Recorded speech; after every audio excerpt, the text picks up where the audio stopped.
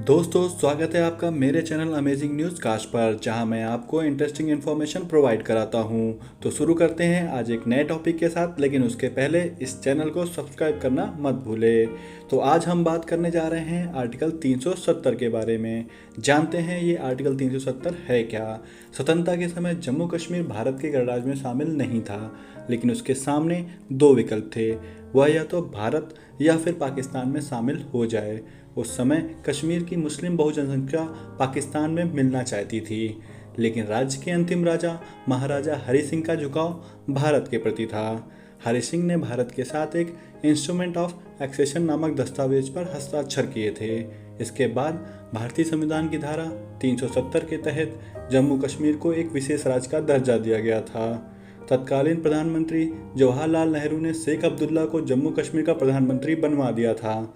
वह मुख्यमंत्री की बजाय प्रधानमंत्री और राज्यपाल की जगह सदर रियासत होता था।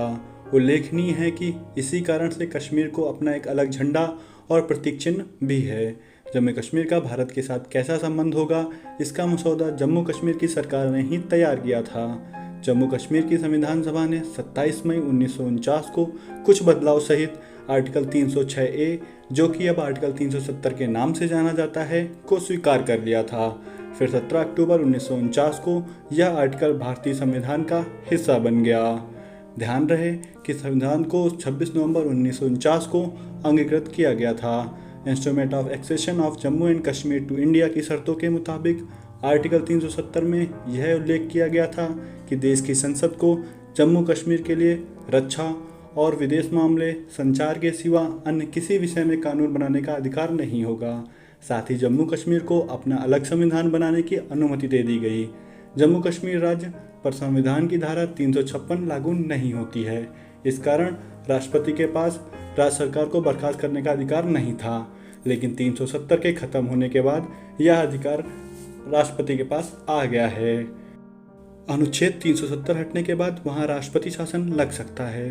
पहले राष्ट्रपति के पास राज्य सरकार को बर्खास्त करने का अधिकार नहीं था, यानी वहाँ राष्ट्रपति शासन नहीं बल्कि राज्यपाल शासन लगता था, लेकिन अब वहाँ राष्ट्रपति शासन लग सकेगा। क्या आप जानते हैं जम्मू कश्मीर में वित्तीय आपातकाल अब लागू हो सकता है, क्योंकि 370 खत्म होने के बाद वित्तीय आपातकाल लगाने का प्रावधान बन गया है। जम्मू कश्मीर की विधानसभा का कार्यकाल 6 वर्षों का होता है, जबकि भारत के अन्य राज्यों की विधानसभा का कार्यकाल 5 वर्ष का होता है। अनुच्छेद 370 हटने के बाद यहाँ भी विधानसभा का कार्यकाल 5 साल का होगा। कश्मीर में अल्पसंख्यकों को आरक्षण नहीं मिलता था, लेकिन अब मिल सकेगा।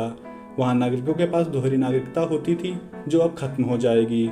अलावा जम्मू कश्मीर में अलग झंडा और अलग संविधान चलता था, जो अब नहीं है। संसद में पास कानून जम्मू के कश्मीर में तुरंत लागू नहीं होते थे, अब वे लागू हो सकेंगे।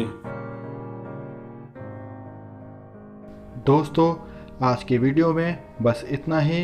इस वीडियो को लाइक करें, शेयर करें, चैनल को सब्सक्राइब करना मत भूलें।